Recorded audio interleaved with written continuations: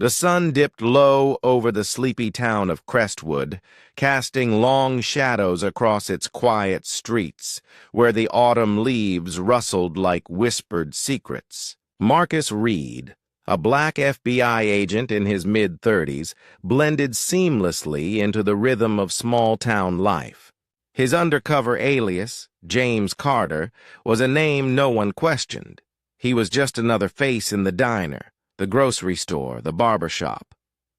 But beneath the ordinary exterior, faded jeans, a worn leather jacket, scuffed boots that had seen better days, lay a man carrying the weight of a covert mission.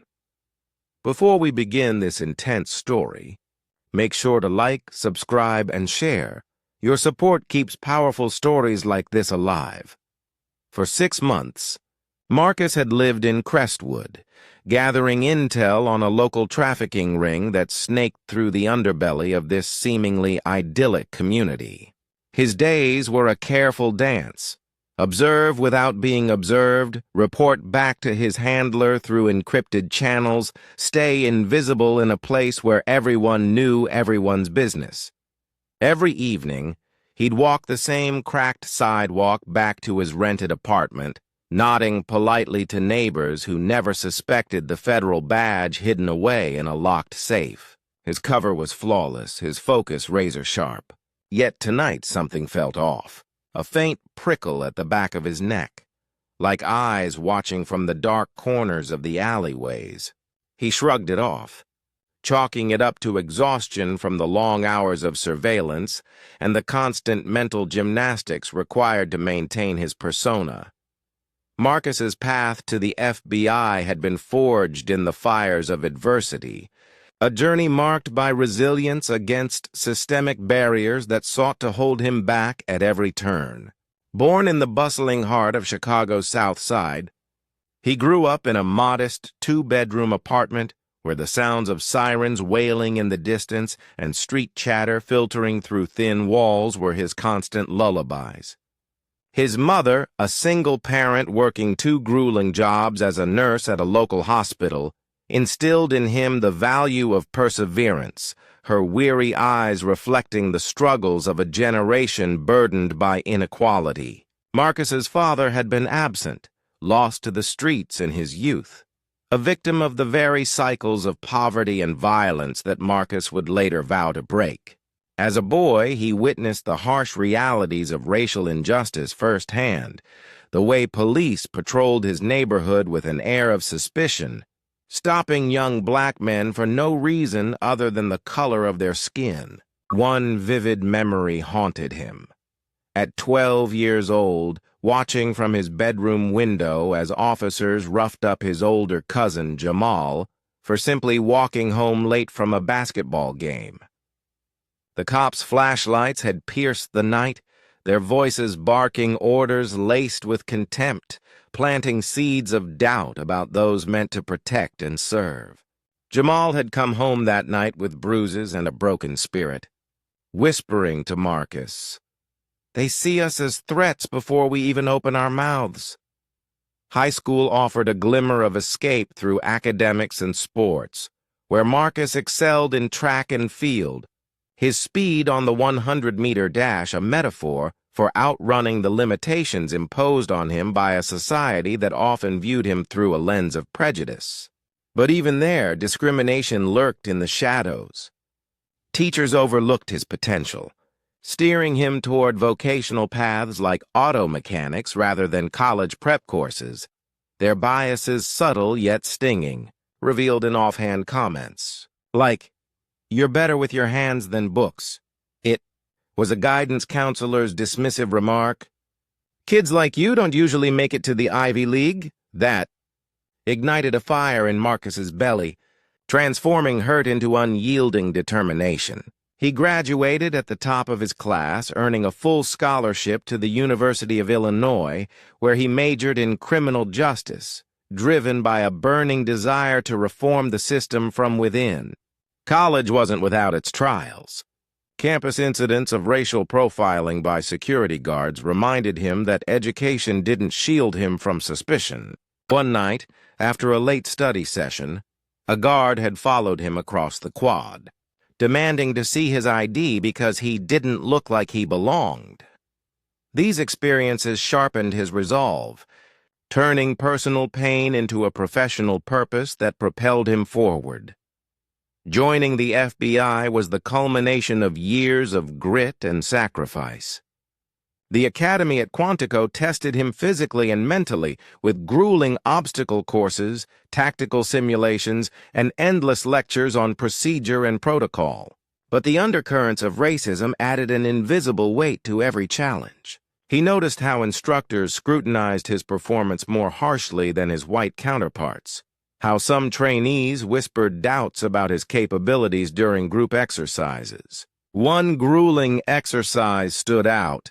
During a simulated raid on a mock drug den, a fellow recruit hesitated to follow Marcus's lead, later admitting over lukewarm coffee in the mess hall that it was because he didn't look the part of a leader. Marcus buried the hurt deep inside, channeling it into excellence, pushing himself harder in the weight room, on the firing range, and in the classroom until he graduated with honors, his name etched among the top performers. His early assignments exposed him to the Bureau's own flaws, colleagues who made off-color jokes in the break room, superiors who overlooked qualified black agents for promotions, citing fit as a vague excuse. Inspired by real accounts of black officers facing discrimination within law enforcement, like the stories of whistleblowers who had sued the FBI for racial bias in the 1990s, Marcus learned to navigate these treacherous waters, his calm demeanor a shield against the storm. He'd handled cases involving white supremacist groups, going undercover in environments where his life depended on blending in while confronting hatred head-on. One operation in the rural Midwest had nearly unraveled when local police, unaware of his role, pulled him over for looking suspicious in a borrowed pickup truck, their racial bias almost blowing his cover as they rifled through his glove compartment, searching for any excuse to detain him.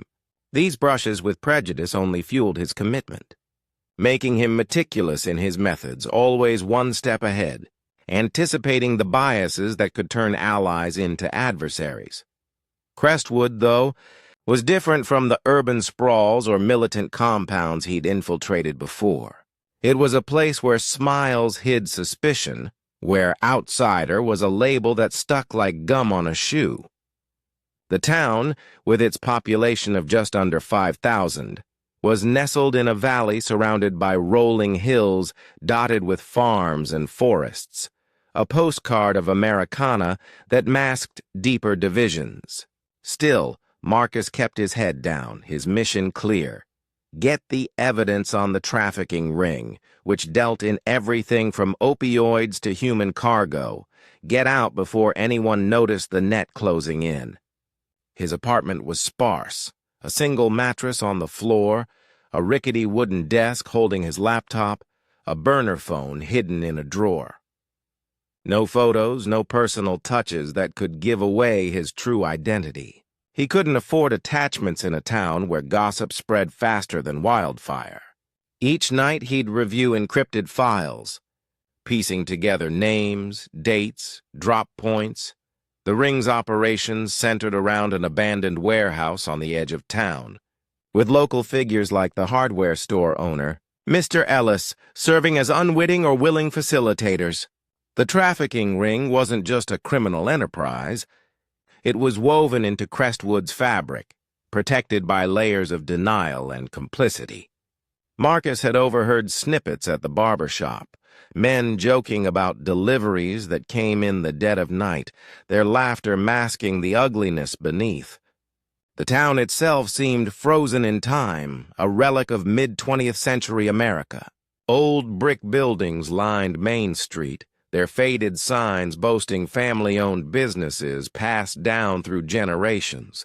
Ellis Hardware, Lila's Bakery, the Crestwood Gazette office with its yellowing windows.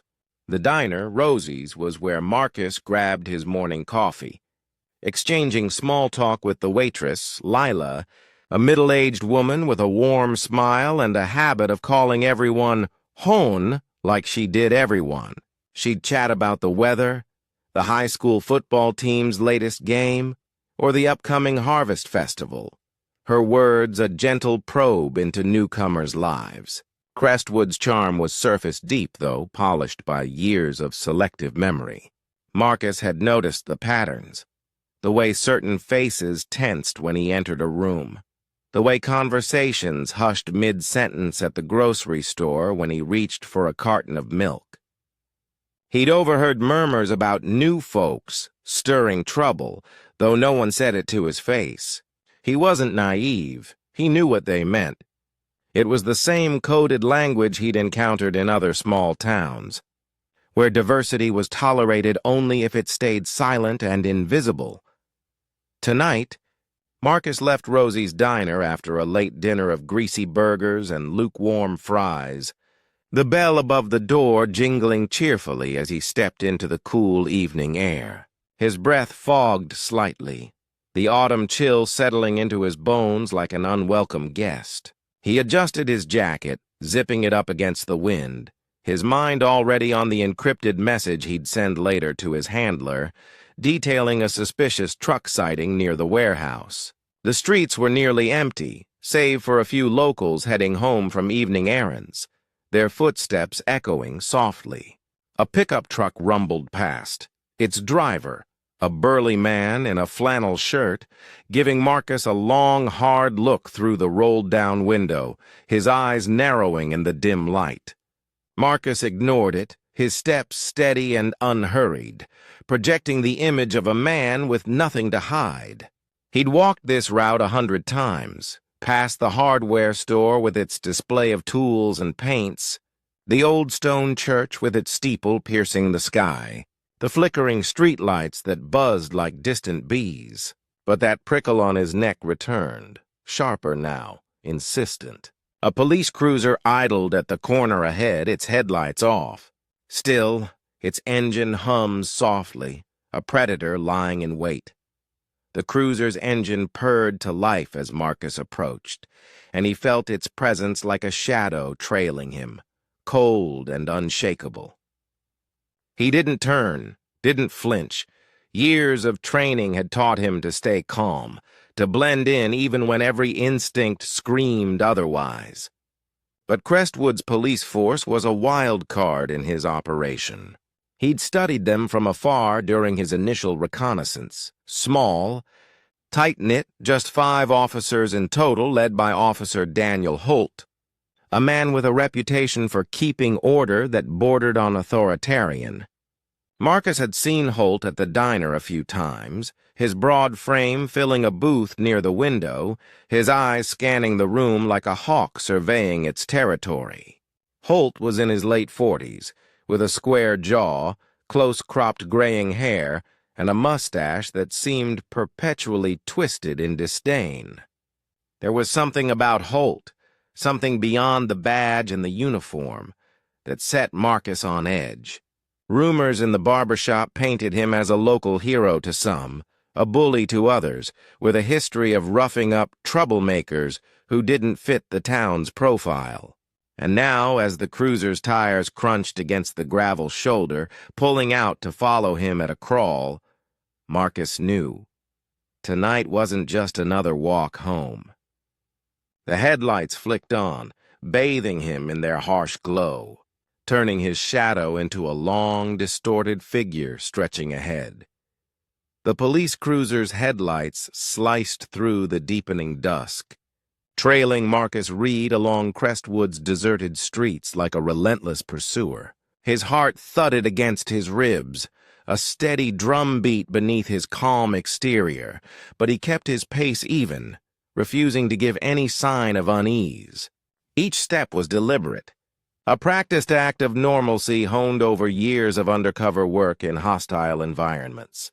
The prickle on his neck, once faint, had sharpened into a pulse of dread that crawled down his spine, raising the hairs on his arms. Officer Daniel Holt, or one of his loyal deputies, sat behind the wheel. Marcus could sense it, like a predator's gaze locking onto prey from the underbrush. He'd studied Holt's patrols during his 6 months in Crestwood. Predatory, precise, targeting anyone who didn't fit the town's unspoken mold of white, working-class conformity. Marcus's alias, James Carter, was airtight. Forged IDs, a backstory as a drifter turned handyman with odd jobs at the hardware store, and a rented apartment that screamed ordinary with its peeling wallpaper and leaky faucet. But Holt didn't need evidence to act on suspicion. His instincts were honed by years of unchecked power in a town that looked the other, way Crestwood's history whispered, of others like Marcus, black men and women branded trouble, who vanished from the town's narrative, their stories buried in vague police reports or hushed gossip at Lila's bakery. Marcus tightened his grip on his worn jacket, his mind racing through contingencies. If stopped, claim he's heading home from work, keep answers short, avoid eye contact that could be seen as defiant. His mission to dismantle the local trafficking ring was inches from a breakthrough, with names like Ellis, the hardware owner, and a shadowy figure known only as the broker nearly secured, along with drop points at the old warehouse. But if Holt stopped him now, one wrong move could unravel everything. 6 months of covert work, his cover, his life. The cruiser's engine growled, a low, menacing rumble that echoed in his chest, closing the distance with every second. Marcus kept his pace steady, his breath controlled, but the weight of being watched pressed harder, like a noose slowly tightening around his neck. He passed a flickering streetlight, its buzz a faint counterpoint to the cruiser's hum, casting erratic shadows that danced across the cracked sidewalk. His training screamed to assess the situation. Holt's reputation for keeping order was code for control, and Marcus's skin made him a target from the moment he arrived. He recalled a briefing note from his FBI handler about Holt's history, citations for excessive force during arrests, complaints from minorities passing through town that never stuck because witnesses recanted or disappeared.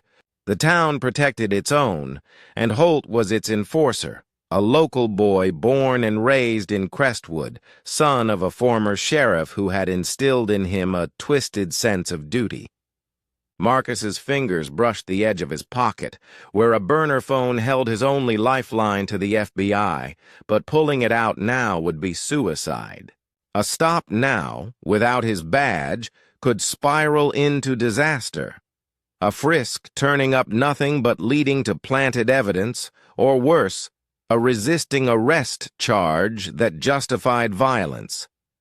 The streets, lined with old brick storefronts housing places like the Crestwood Gazette and a dusty antique shop, felt narrower, the shadows deeper and more oppressive. He turned toward the town square, hoping to blend into the evening's sparse foot traffic from the church group that often gathered there. But the cruiser's headlights stayed locked on him, a relentless reminder that in Crestwood, invisibility was a privilege he didn't have, no matter how carefully he played his role. The cruiser slowed, its tires crunching against loose gravel on the shoulder, matching Marcus's pace with unnerving precision that sent a chill up his spine. Training took over. Stay calm, don't escalate, blend in like the handyman everyone thought he was.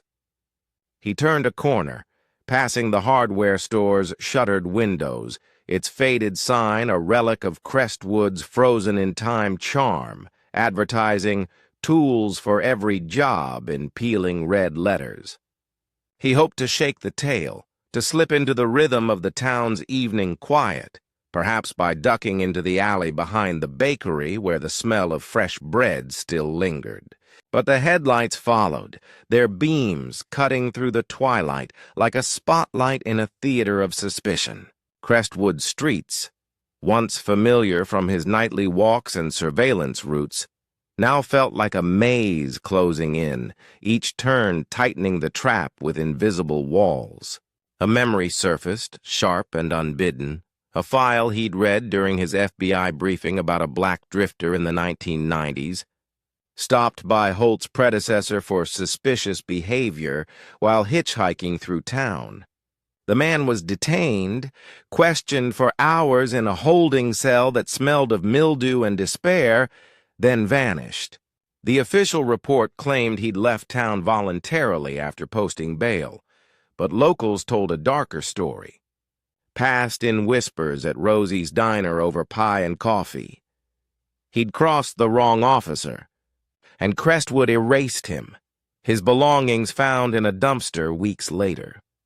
That history clung to Marcus now, each step heavier with its weight, his mind replaying the details to steel himself. He saw his reflection in a shop window, not James Carter, the unassuming handyman who fixed leaky roofs and painted fences, but Marcus Reed, a black man whose very presence seemed to provoke Holt's suspicion.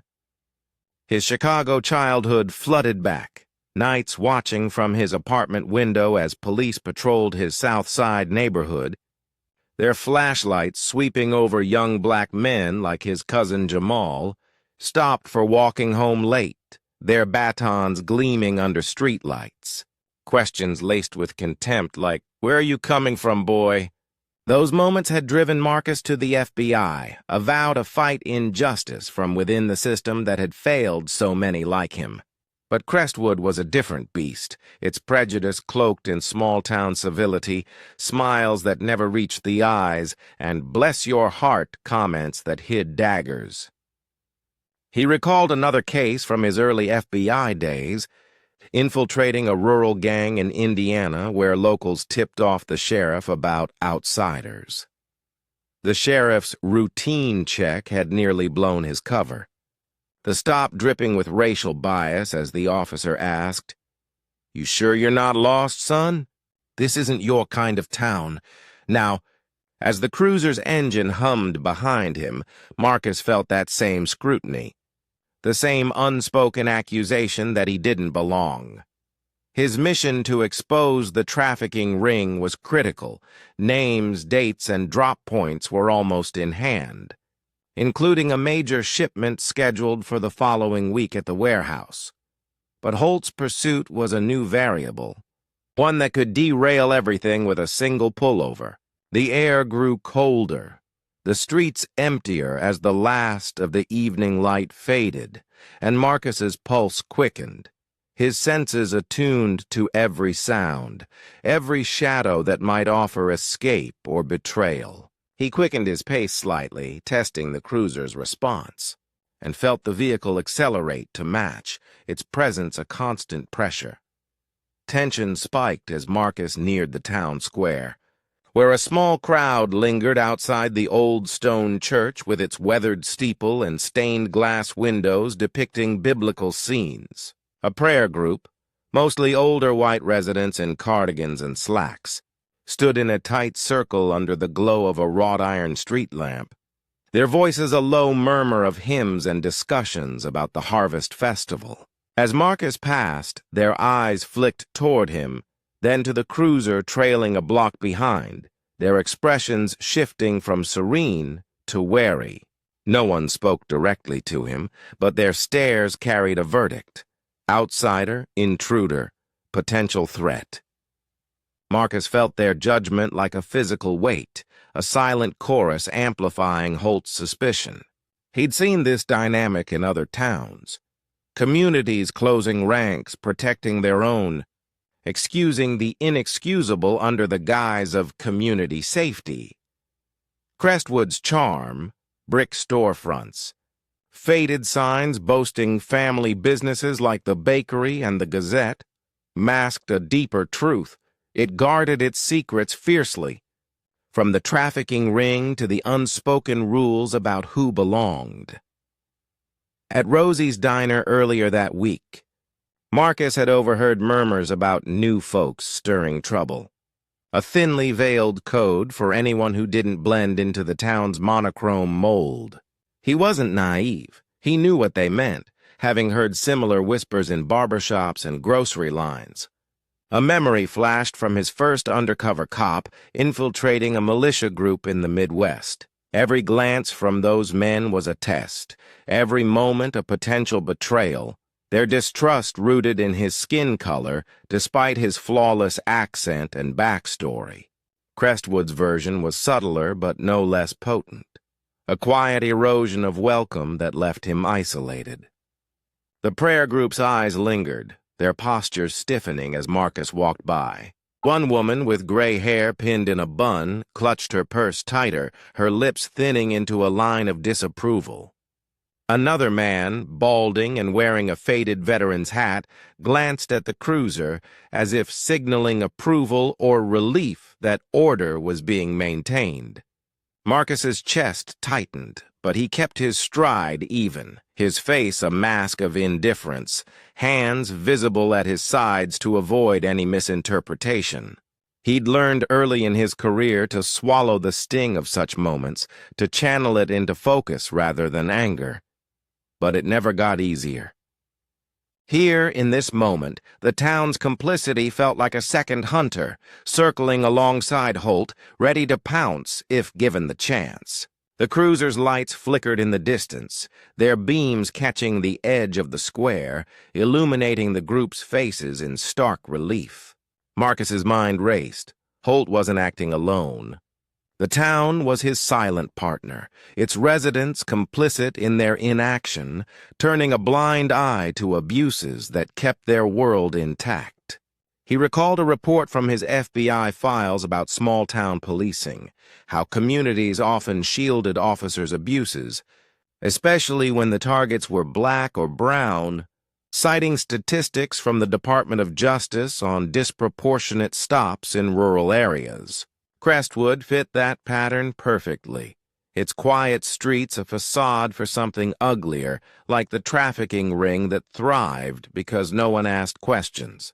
The prayer group's murmurs faded as Marcus moved past, but their stares followed him, heavy as the cruiser's shadow, urging him toward an inevitable confrontation that could shatter his mission and expose the town's rot.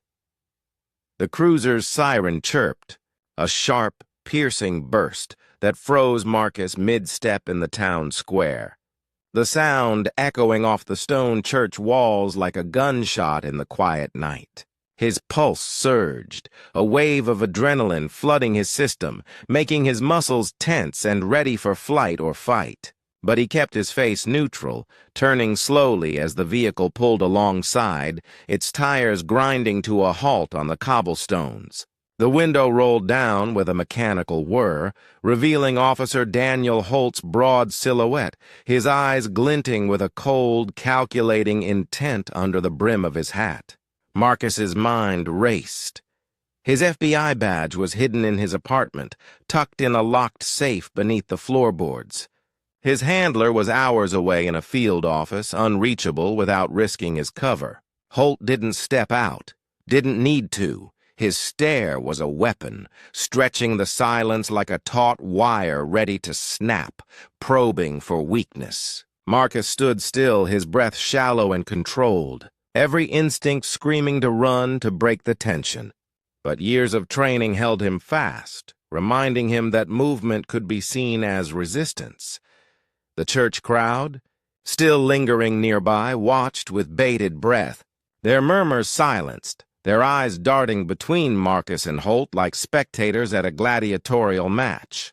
Holt's gaze was unrelenting, scanning Marcus as if peeling back the layers of his carefully crafted alias, searching for the crack that would justify his suspicions.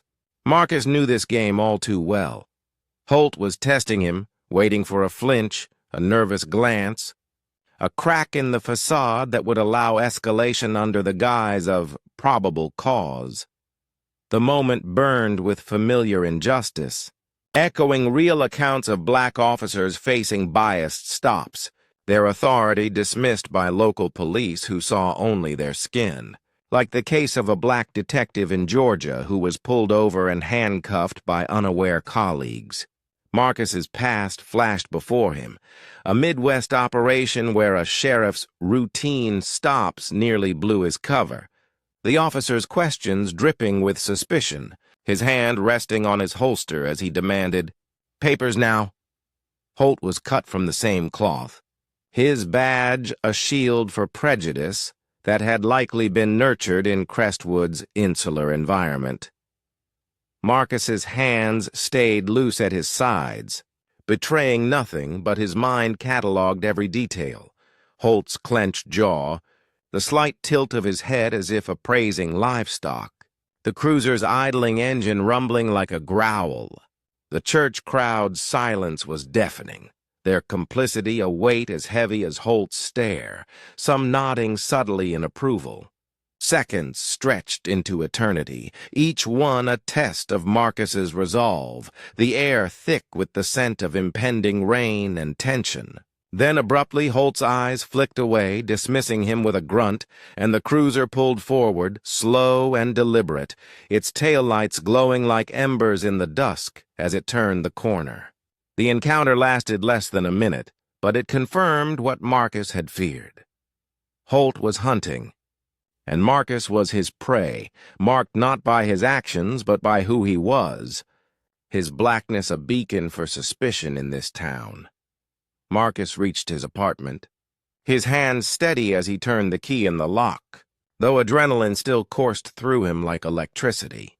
The sparse room, mattress on the floor, laptop on the desk, burner phone in the drawer, offered no comfort, only a stark reminder of his isolation in this hostile territory. He checked the phone. No messages from his handler, no lifeline cutting through the silence. The trafficking ring was close to exposure, its leaders' names and drop points nearly secured in his encrypted files on the laptop. But Holt's scrutiny had shifted the equation, adding a layer of personal danger. Sitting at his desk, the laptop's glow cast harsh shadows across his tense features, highlighting the lines of fatigue etched around his eyes. The files detailed connections, dates, locations, a web of crime he'd painstakingly mapped over months of eavesdropping at the barber shop, tailing suspects to the warehouse and hacking into low-level email accounts. But now, they felt like a ticking clock, each byte of data a step closer to danger or discovery.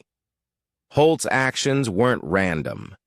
Marcus had seen his type before, officers who wielded power like a blade, cutting down anyone who challenged their order, often with the town's backing.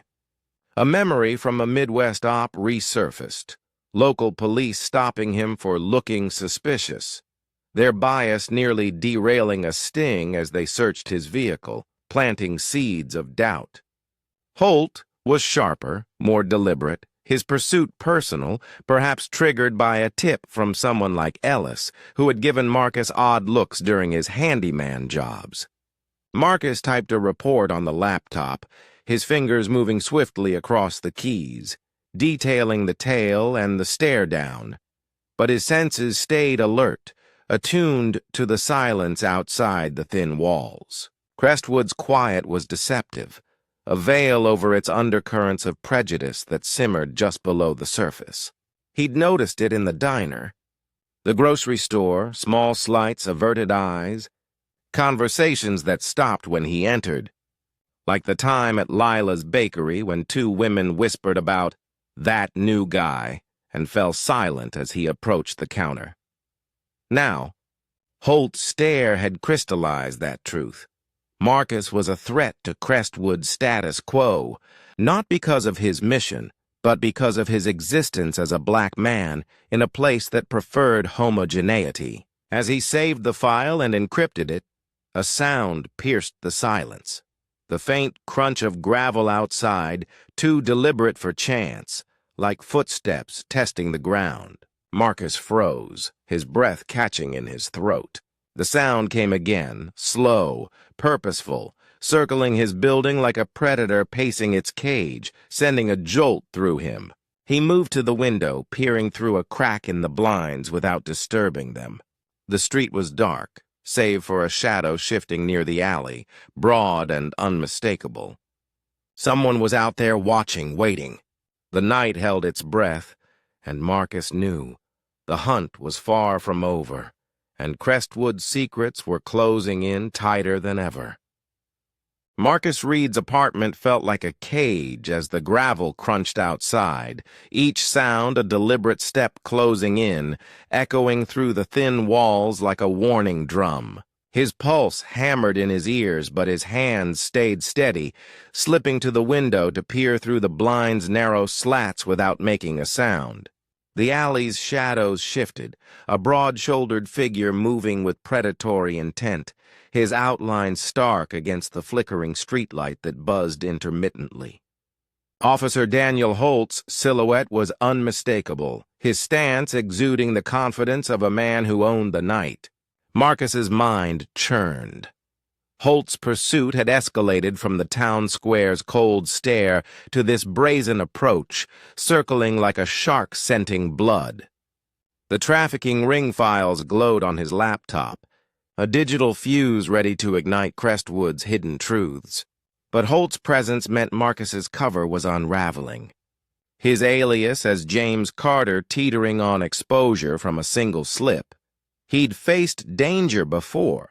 Undercover cops in gang dens where guns were drawn at the slightest provocation, staring down armed men in dimly lit warehouses. But this was different, more insidious. Holt's hunt was personal, rooted in a prejudice Marcus knew too well from his Chicago childhood. Police lights flashing in the night, his cousin Jamal's face pressed against a squad car for no crime but his skin, the officers laughing as they cuffed him. Now, Marcus was the target, his blackness a silent indictment in Holt's eyes, a challenge to the town's unwritten rules. He checked his burner phone again. No signal, no lifeline to the FBI hours away. The weak cell service in Crestwood accursed tonight. His badge, locked in a safe under the floorboards, was useless now. Revealing it could confirm suspicions or lead to accidents in custody. The gravel crunched closer, deliberate, a predator circling with patience. Marcus's training surged. Assess the threat, adapt the plan, survive at all costs. He scanned the room, mattress, desk, single door with a flimsy lock, knowing escape was slim. The windows barred from the inside for security. The walls seemed to pulse with his heartbeat. The air thick with dread and the faint scent of rain approaching. Holt's earlier stare had been a warning. This was the strike. A bold move that suggested Holt had evidence or just enough gut feeling to act. Marcus's mission to expose the trafficking ring hung by a thread, its evidence vulnerable on the laptop. He recalled a Quantico lesson from his instructor, a grizzled veteran. Danger isn't just the threat, it's the moment you realize you're alone, with no backup but your wits. The crunching stopped, replaced by a faint scuff at the door, like a boot testing the threshold. Holt was here, and the night was about to erupt into chaos. The apartment door shuddered under a heavy knock, each blow a hammer on Marcus's nerves, vibrating through the frame and into his bones. His breath caught, senses razor-sharp as the knocks grew louder, carrying Holt's unyielding authority, demanding entry. Marcus moved silently to the safe, kneeling to retrieve his FBI badge from its hiding spot, its weight a faint anchor in his palm, cold metal against his skin. Flashing it now could backfire. Holt wasn't here for a reason. His pursuit echoed that Midwest sheriff's stop years ago, where Marcus's face, not his actions, sparked suspicion. The officer sneering, "You don't look right for these parts." The memory burned, fueling his resolve to handle this without escalation. The door rattled, its frame creaking under force as if Holt was leaning his full weight against it. Marcus's mind raced. Holt could claim a tip about suspicious activity from a neighbor, a pretext to search, to provoke a reaction that justified arrest or worse. Crestwood's history loomed large. Black residents detained on trumped-up charges, erased from the community. Their stories buried in vague reports that read like fiction but were all too real. The trafficking ring files, inches from exposure with details on shipments and payoffs to local officials, could be lost if Holt got inside and seized the laptop. Marcus edged toward the door, his body taut, ready for anything, his mind mapping the room's layout for defense, desk as a barrier, lamp as a weapon if needed. The knock stopped abruptly, replaced by a metallic click, the lock being tested with a key or tool. Holt was forcing entry, bypassing protocol. Marcus's heart pounded, but his training held. No panic, no mistakes. Breathe through it. The room's shadows danced in the laptop's glow, mirroring his inner chaos. The screen displaying a map of drop points that could bring down the ring. He recalled real accounts of black officers cornered by local cops, their badges dismissed as fakes, their lives on the line in isolated precincts. Holt's intent was clear. Marcus was a threat to Crestwood's order, not for his mission, but for who he was. An other disrupting the harmony. The door groaned, hinges straining under pressure. Marcus braced himself, his mind cataloging exits. A back window leading to a fire escape, contingencies like calling out a bluff, survival odds dipping with each second. The click sharpened, a lockpick's scrape against tumblers. Holt was seconds from breaching, his presence a storm ready to break loose. Marcus's past, every unjust stop, every slur endured in silence, every moment he'd buried to keep going in the FBI, surged forward, a reminder of why he fought, why he couldn't let this end here. The door's groan deepened and the air stilled. Heavy with the weight of what came next, the night poised on a knife's edge. The door burst open, splintering at the hinges with a crack that echoed like thunder, and Holt's massive frame filled the doorway, blocking the exit. His flashlight beam cut through the dark, pinning Marcus like a spotlight on a stage of judgment, blinding him momentarily. Holt's eyes gleamed with cold certainty, his hand resting on his holster, fingers twitching with intent, ready to draw if provoked. Marcus stood still, hands visible and raised slightly, his face a mask of calm despite the storm raging inside, his heart racing like a trapped animal. Holt's gaze swept the room, landing on the laptop, its screen alive with encrypted files that could incriminate half the town if decoded. The air crackled with unspoken accusations. Holt didn't need proof.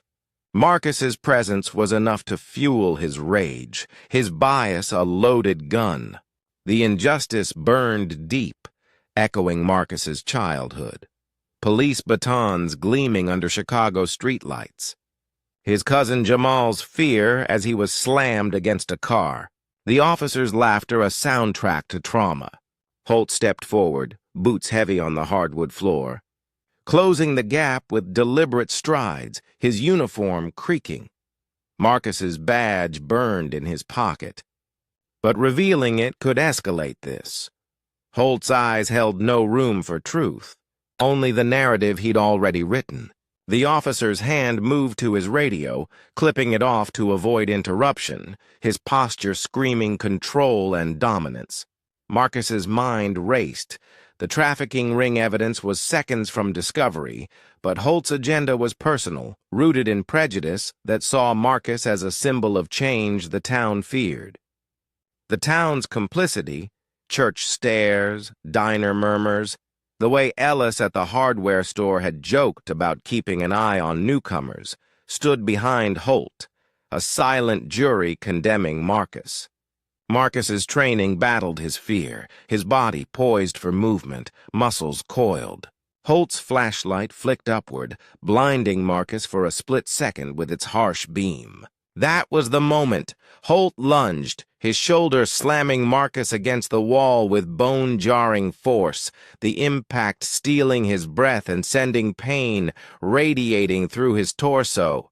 The room spun as the laptop teetered on the desk, its screen flickering. Marcus's mission hung by a thread, his survival tethered to split-second choices amid the chaos. Holt's arm pressed harder, pinning him like a vice, the officer's breath hot with rage and the smell of coffee. The flashlight rolled across the floor, its beam slashing wildly, illuminating the chaos. The splintered door, the toppled chair, Marcus's grim determination. Marcus's past and present collided, every unjust stop, every erased story from Crestwood's history, fueling his resolve to fight back, to not become another statistic.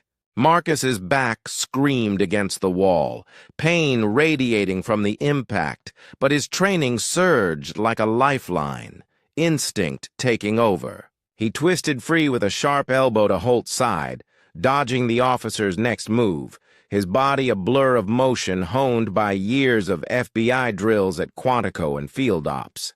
Holt's fist grazed his shoulder, the force raw with intent, driven by a hatred that needed no words, just action. Marcus's eyes locked on Holt's, seeing the prejudice that fueled this attack, hatred rooted in his skin, a deep-seated fear of the other that Holt had likely inherited from his father, the former sheriff. The badge in his pocket felt like lead, showing it could end this or ignite it further, turning a brawl into a federal incident. Holt's radio crackled with static, urgent voices from dispatch, perhaps, but he ignored it, his focus a laser on Marcus, sweat beading on his forehead. The laptop's glow flickered as the desk shook from the struggle, the trafficking ring files vulnerable to deletion or seizure.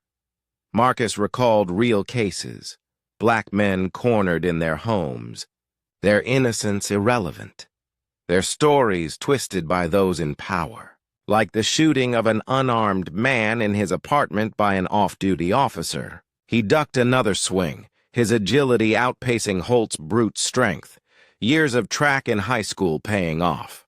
The apartment was a battlefield. Furniture toppled, the mattress sliding across the floor, shadows twisting in the chaos like ghosts. Marcus slipped toward the door, his breath burning in his lungs, his heart a drumbeat of survival. Holt's hand clamped on his arm, yanking him back with iron force, nails digging into flesh.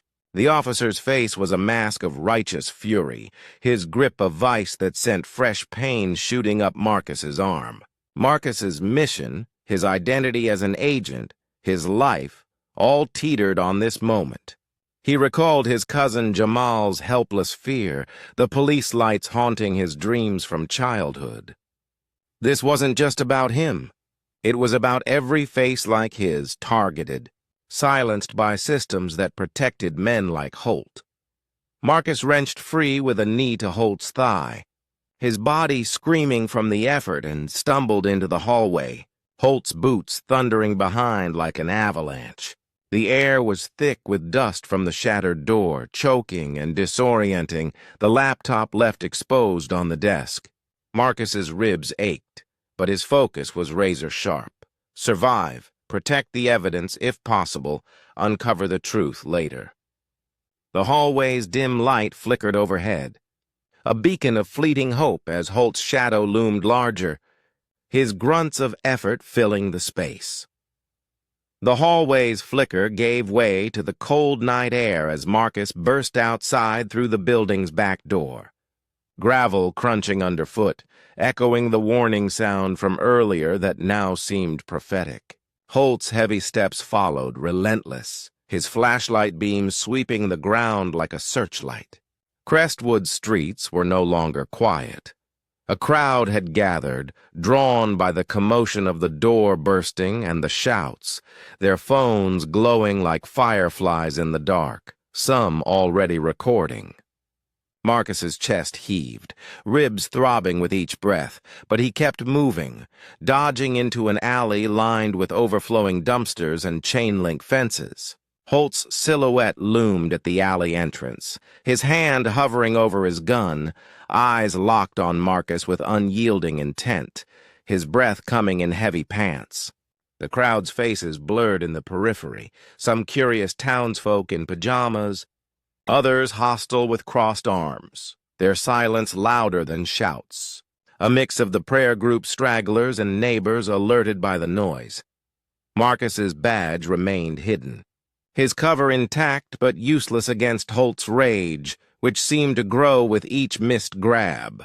The trafficking ring files were back in the apartment, exposed to whoever Holt might call in. But Marcus's fight was here, in the open streets, where witnesses could change everything. He felt the weight of history pressing down. Every unjust stop in Chicago, every erased black life in towns like this, every moment where truth was buried under official reports. The crowd's phones recorded, their lenses catching glints of the chaos. Marcus's desperate evasion, Holt's aggressive pursuit. Marcus's legs burned from the strain, his breath ragged, but he pushed forward, the alley narrowing with stacked crates and discarded bikes. Holt's radio crackled with urgent voices from dispatch, perhaps questioning his location, but he ignored them, his pursuit singular, driven by a need to dominate. The crowd grew, some stepping closer, their murmurs rising like a tide. "What's going on?" "That's the new guy." "Holt's got him." Marcus's mind raced. Exposure was imminent. But the phones, the witnesses, could they shift the balance from hunter and hunted to accountability? This wasn't just his fight.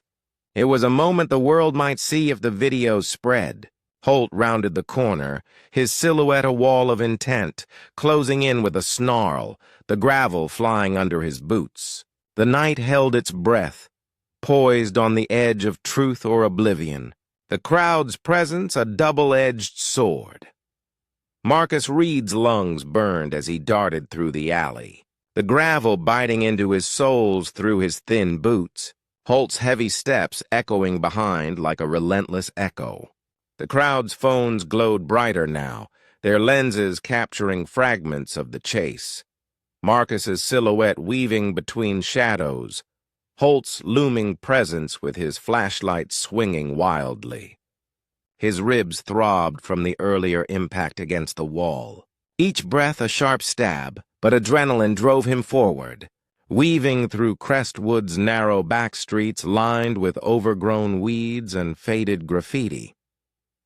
The trafficking ring files left exposed in his apartment were a distant concern. Survival was now immediate and primal. Holt's pursuit slowed slightly, his radio crackling with urgent voices from dispatch. "Officer Holt, report your status, perhaps calling him back or sending backup." Marcus's mind raced. The crowd's recordings could be his salvation or his undoing, evidence of assault or twisted into a narrative of resistance. He recalled real cases, black men chased through streets, cornered in alleys, their stories distorted by those in power, like the foot pursuits that ended in tragedy, captured on body cams that were malfunctioning. His FBI training urged him to find cover, to disappear into the night like he had in past ops. He slipped behind a rusted dumpster, the shadows swallowing him as Holt's flashlight beam swept past, illuminating puddles from an earlier rain. The crowd's murmurs grew faint but persistent, their phones still filming, a digital jury in the night that could go viral if uploaded. Marcus's badge, still hidden in his pocket, felt heavier, a reminder of his mission and his vulnerability in a system that often failed to protect its own. Holt's steps paused, then retreated slightly, the cruiser's engine roaring to life in the distance as backup sirens wailed faintly. Marcus exhaled, his breath fogging in the cold, but safety was an illusion in this town. Crestwood streets, its people, its history, all stood against him, a web of complicity. He moved again, sticking to the shadows, heading for a safe house he'd scouted months ago on the town's outskirts, an abandoned shed near the forest edge. The night was far from over, but for now, Marcus had slipped the hunter's grasp, his heart pounding with the weight of what he'd escaped, and what he still faced. the bruises on his body a testament to the fight. Marcus reached the safe house, a run-down shed on Crestwood's outskirts hidden among overgrown bushes and fallen leaves, its door creaking as he slipped inside, the wood splintering slightly under his touch. His hands trembled as he barred it shut with a rusty latch, checking his burner phone. Still no signal. The remote location a double-edged sword. The trafficking ring files were likely in Holt's hands now, his apartment compromised by the break-in, but Marcus had a backup plan. His cover as James Carter was shattered, but the mission wasn't lost if he could regroup. Marcus's mind replayed the night. Holt's violent lunge in the apartment, the crowd's silent judgment as they watched, the phones recording every moment. Those videos could expose Holt's prejudice, but they could also paint Marcus as a fugitive if edited or spun by the local news. He recalled real accounts of black officers targeted by local police, their badges ignored, their lives reduced to headlines like "Suspect evades capture," ignoring the context. His Chicago roots surfaced, Jamal's fear during that childhood stop, the batons, the systemic bias that followed Marcus to the FBI, where even promotions came slower for agents like him. Marcus's ribs ached, his body bruised from the wall slam and the chase, but his resolve hardened like steel. He retrieved a hidden USB drive from a loose board in the shed's floor, a backup of the trafficking ring evidence he'd stashed weeks ago as a precaution. The files were his leverage, proof of Crestwood's underbelly. The warehouse drops, Ellis's involvement, payoffs to Holt himself, perhaps. Using them meant exposing himself, risking the entire op, but silence wasn't an option. Holt's pursuit wasn't just personal. It was a defense of the town's secrets, its complicity in letting men like him operate unchecked, turning a blind eye to the ring that brought drugs and despair to their doorstep. Marcus's breath steadied as he weighed his next move.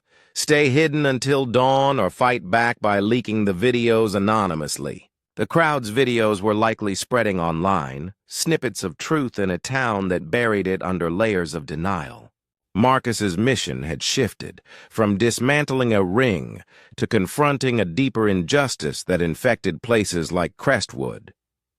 The safe house's walls creaked in the wind, the night pressing in with its chill. He wasn't just fighting for himself. He was fighting for every face silenced by Crestwood's brand of justice, every voice drowned out by prejudice. By dawn, Crestwood buzzed with whispers, the crowd's videos rippling across social media platforms like wildfire through dry grass. Marcus, hidden in the safe house with its musty smell of old wood and earth, saw the first clips on his phone's weak signal as it finally connected. Grainy footage of Holt's pursuit through the alley, Marcus's desperate sprint captured in shaky frames. The comments were a storm. Some called it a crime in progress, others a scandal exposing police overreach, a few defending Holt as keeping order in a dangerous world. Marcus's chest tightened. Exposure brought hope, but also danger, as names in the comments speculated about the fugitive. His FBI handler finally texted through an encrypted app, "Stay low. We're coming. Extract in 6 hours." The trafficking ring evidence was secure on the USB, but Holt's actions had lit a fuse. Drawing eyes to Crestwood, the town's residents faced a mirror, those church stares, those diner murmurs, now questioned online by outsiders demanding answers. Marcus recalled real movements where public outcry forced accountability, like the body cam footage that sparked protests and reforms in cities across the country. The town's facade was cracking, its complicity laid bare as viral posts tagged local officials. Holt's cruiser had been spotted circling the outskirts earlier, his hunt ongoing despite the scrutiny, perhaps desperate to tie loose ends. Marcus's badge, still in his pocket, was a symbol of his fight, but also a target if discovered. The videos didn't show his identity clearly, preserving his cover for now, but they showed Holt's rage, his bias in motion as he charged without cause. Marcus's childhood pain resurfaced. Every stop, every slur, every moment he'd buried to keep going. Crestwood wasn't unique. It was a microcosm of a larger truth plaguing America. The safe house's shadows felt less oppressive now, the dawn light filtering through cracks in the walls. Marcus's mission was alive, but so was the risk. The town was waking, and with it, a reckoning that could change everything or bury him deeper. Hours later, as the sun climbed higher, Marcus's handler arrived, a discreet black van pulling up to the safe house under the cover of trees. The trafficking ring files were handed over through the van's tinted window, the evidence intact on the USB, but Marcus's story was no longer just about the mission. The videos had gone viral, amassing millions of views, sparking protests outside Crestwood's police station. A small brick building now surrounded by demonstrators with signs reading, "Justice for the Hunted" and "End Police Bias." Voices chanted Holt's name, demanding his arrest. Marcus, still hidden in the van as it sped away, watched the news on a tablet. Holt was suspended pending an internal investigation, his badge under scrutiny by state authorities alerted by the footage. The injustice Marcus faced, Holt's lunge, the town's silence, had ignited a fire that spread beyond Crestwood. He recalled real movements, where footage of police misconduct forced change, exposing systemic bias in rural and urban areas alike, leading to reforms and firings. His bruises throbbed, a reminder of the personal cost, but his survival felt like a spark for something bigger. Crestwood's residents, once complicit in their inaction, now faced their own reflection in the mirror of public opinion. Some denied the truth, clinging to Holt's order in local forums, but others spoke out, their voices amplified online, former residents sharing stories of similar stops. A black family who left town after harassment. Marcus's FBI role remained secret, his cover preserved amid the chaos, but his fight had become public domain. The trafficking ring was crumbling, arrests imminent as federal agents raided the warehouse based on his intel, hauling away crates of evidence. But the deeper victory was the town's awakening, a crack in the facade that might lead to real change. Marcus's past, his cousin Jamal, his Chicago childhood, his FBI struggles against internal bias, had led to this moment. He wasn't just an agent. He was a catalyst for justice. The safe house, once a refuge, now felt like a launch pad left behind. The world was watching Crestwood, and Marcus's escape had lit the match that could burn down the old ways. Marcus slipped out of Crestwood under the cover of night, the FBI van spiriting him away along back roads lined with dark forests. His bruises would fade over time, the physical pain receding, but the weight of the night lingered, Holt's hatred in his eyes. The crowd's phones capturing the truth, the town's complicity in every averted gaze. The trafficking ring collapsed in the days that followed, its leaders arrested in a coordinated raid, headlines blaring, "Bust in small town exposes dark underbelly." But Marcus's story was bigger than the op. The viral videos had sparked a national conversation, hashtags like Crestwood Chase trending, demanding justice for faces like his, protests spreading to other towns with similar histories. He thought of his cousin Jamal, of every black life silenced by a badge, their stories buried until moments like this forced them into the light. Crestwood wasn't alone. It was one of countless towns where prejudice hid behind authority, where keeping order meant maintaining inequality. Real cases echoed in his mind. Officers exposed through citizen footage, systems questioned in congressional hearings, change forced by those who refused to stay silent despite the risks. Marcus's mission succeeded, but his fight wasn't over. He was safe, debriefed at a secure location, but changed, carrying the truth of that night like a scar. The world had seen Crestwood's underbelly, but would it act beyond the headlines? As the van rolled through the dawn, Marcus stared at the horizon, his badge heavy in his pocket, a symbol of both power and vulnerability. This wasn't just his story, it was millions. How many more would face the same fight before the world truly listened, before prejudice was buried instead of justice? Weeks after the Crestwood incident, Marcus Reed found himself back in Chicago, the city's skyline a comforting contrast to the stifling small-town air. He was on mandatory leave, the FBI's way of letting the dust settle while investigations wrapped up. The trafficking ring was dismantled, with Ellis and the broker behind bars, but the viral video had turned Marcus into an unwitting icon. Though his identity remained anonymous, the Crestwood runner became a symbol in online discussions about racial profiling. He stayed in his mother's old apartment, the familiar smells of home cooking and the hum of city traffic grounding him. But sleep came fitfully, haunted by flashbacks, Holt's lunge, the gravel crunch, the stairs. His mother, now retired, noticed the shadows under his eyes. "You carry too much, son," she said over dinner one evening, her voice soft but firm. "That town didn't break you, but don't let it define you." Marcus nodded, but the words stuck. He spent days reviewing the case files, piecing together how Holt's bias had nearly cost everything. Reports revealed Holt had a history of complaints, mostly from transients or minorities, dismissed by the department.